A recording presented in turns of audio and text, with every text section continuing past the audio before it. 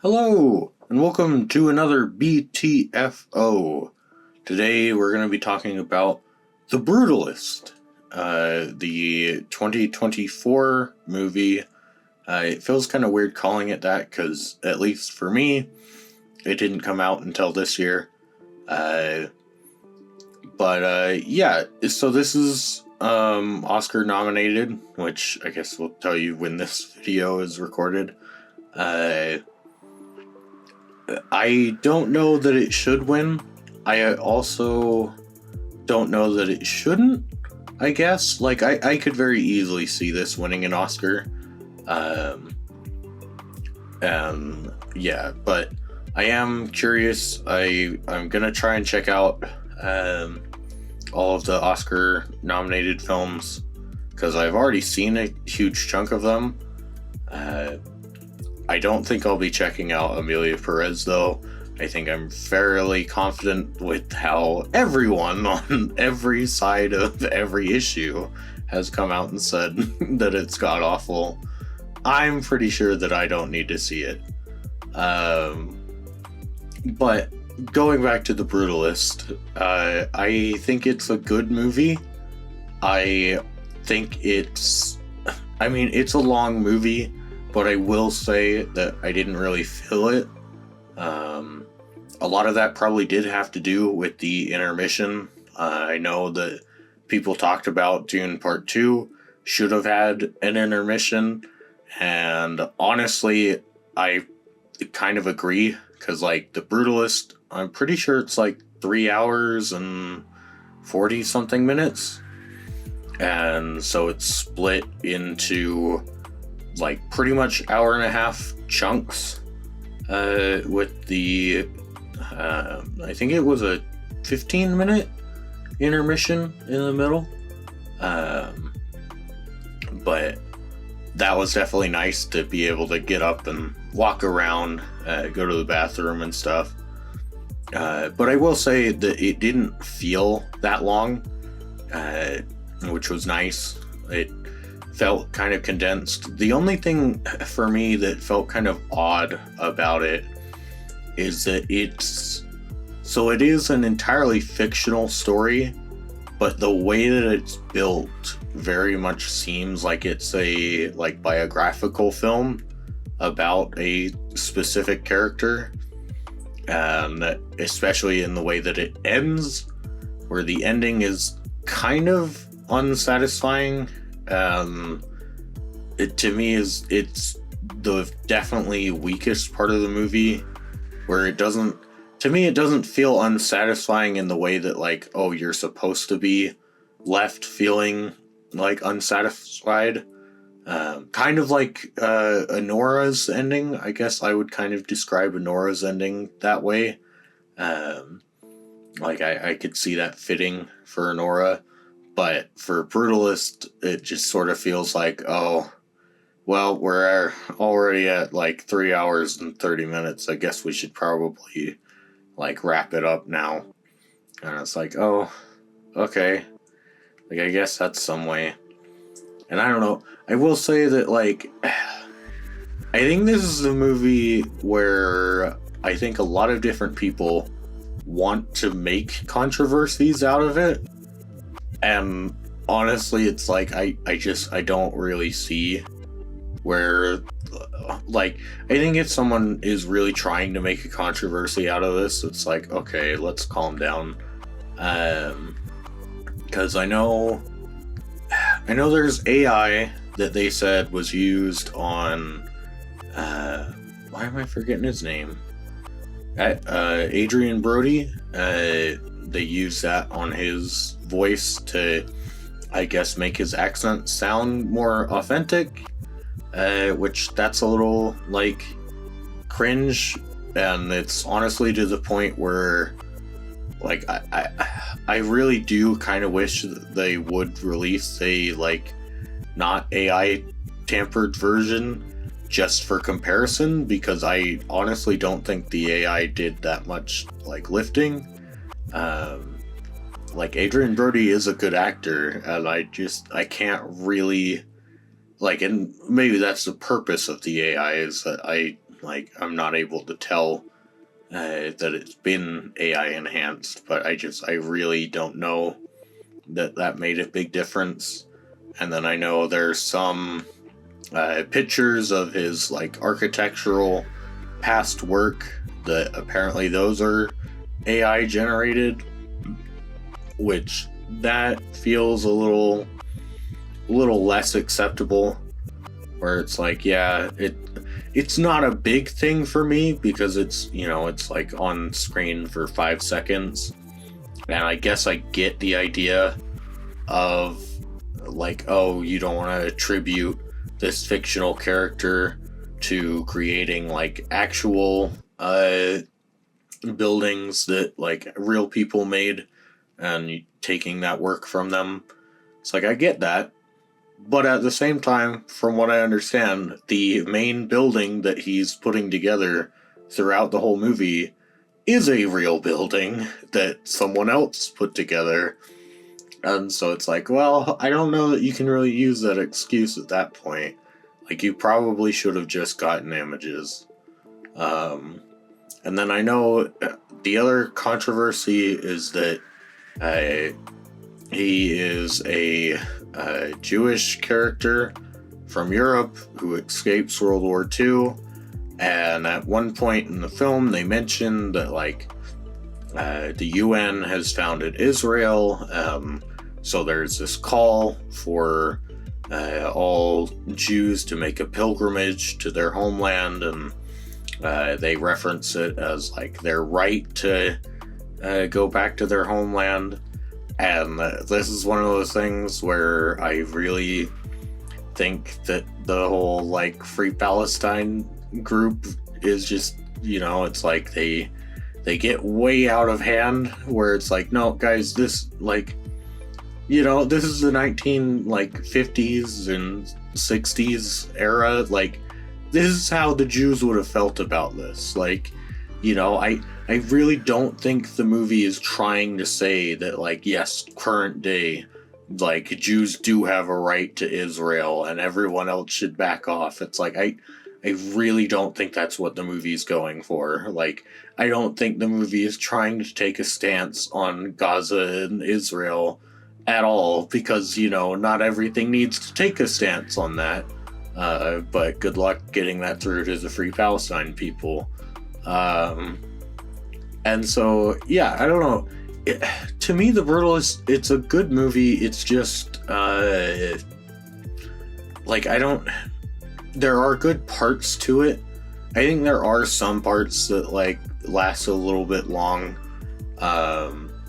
And the end feels kind of rushed, where there are some things that build up to Guy Pearce's character, where, so basically, brief overview of the story is Adrian Brody's character escapes the Nazis and goes to America after World War II,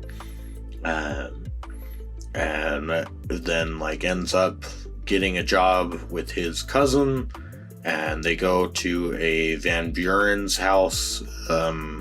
He, like, redoes their library, and then ultimately, like, ends up later getting contacted by Van Buren, played by Guy Pearce, and he's like, hey, I want you to build basically a rec center, which I do find funny, where it's like, I guess at one point it would have been a new idea, but they're like, oh, I want an auditorium and a library and a chapel, and I forget what the fourth one is.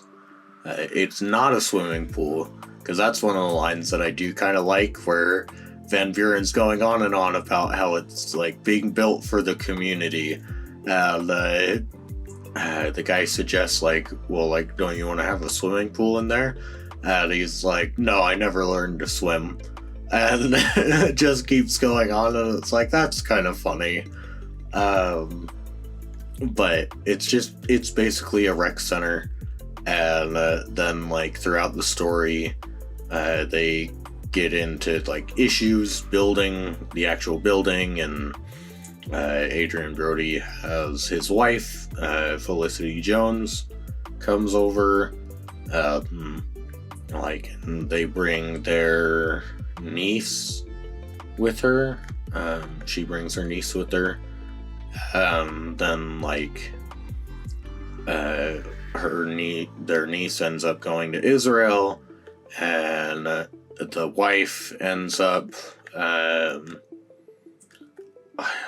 can't remember if she dies or if she shows up at the end, but she has I think it's a heroin overdose. It could just be opioids. I'm not too familiar with hard drugs myself, but yeah, she ends up having a overdose because he gives her too much to try and deal with her pain that she has, because she's got osteoporosis. And then she decides she's gonna go live in Israel and have fun finishing your building because that's so important to you. And then the end of the movie kind of is a weird or no, she doesn't go move to Israel. She thinks about it. But the end of the movie is kind of weird, where Adrian Brody takes Van Buren over to Italy to check out some of the Italian marble mines, and they're having a weird little commie party in the mines or whatever. I think they say they're communists, or maybe they're just the rebel group from the war.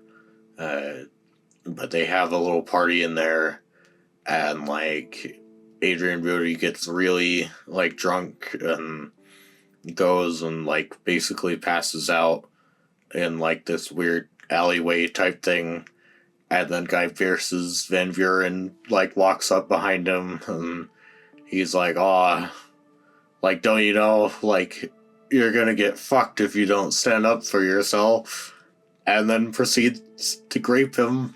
And it's oh, okay. I mean, there are some things that are kind of subtle in there that it's could imply why Guy Pearce would do that, where they do say that his wife died a long time ago, and he hasn't remarried, and he hasn't really shown any interest in remarrying, and so it's maybe he swings the other way. But it kind of comes out of nowhere, and then they go back to the US, and that's when the wife has the overdose, because when they're getting drunk or high together, eventually Adrian Brody ends up telling her that hey, I got graped. And so then when she gets out of the hospital, she goes to Van Buren, and she's hey, I'm gonna let everyone know right now, because he's got his children around him and several business partners, and she's yeah, so I'm just gonna let them all know that you fucking raped my husband, and that's not cool, bro. And I did kind of like the detail that the son, Van Buren, that he really starts to freak out as she's saying this, and is trying to shut her up, whereas the daughter is just sort of dumbfounded by it. I like the very subtle implication that it's oh yeah, he might have fucking diddled his own kid. But then Guy Pearce's Van Buren kind of runs off, and they're all looking for him, and they go and they check inside the building, and I think they say at one point I found something, but we don't see it. And so I think the implication is that he went into the building and killed himself. But again, it's like that would have been a nice thing to, like, I don't really get the purpose of leaving that up for interpretation.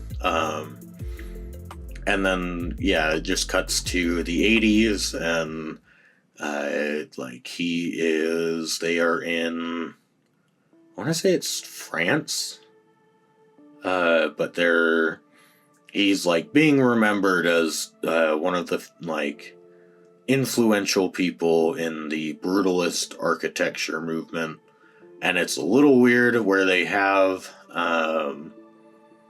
the actress who played the niece is now playing the daughter of a now older actress who is playing the niece. And that was a weird choice where it's like I would have just, just put the niece actress in like old age makeup and then like cast a new person to play her daughter.